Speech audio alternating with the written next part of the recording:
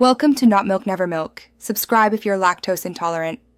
You start by securing the live environment so changes are reversible. First, backup files and the database, then enable a maintenance page to avoid user disruption. Once done, install the theme package and any required plugins or assets. This prevents runtime errors.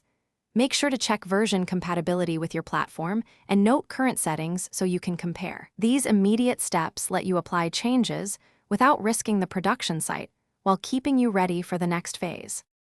You now adapt the theme to live content and structure. Import presets or JSON settings, then map those to your current templates so layouts align. Next, tweak responsive breakpoints, typography, colors, and spacing so the design reads well across devices.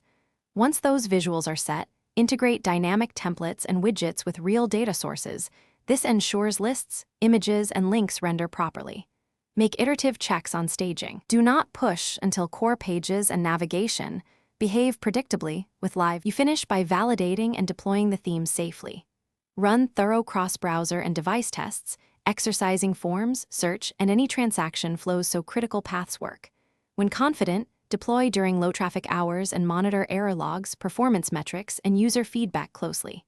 If something breaks, first apply a targeted hotfix to CSS or JS if quick, otherwise roll back to your backup.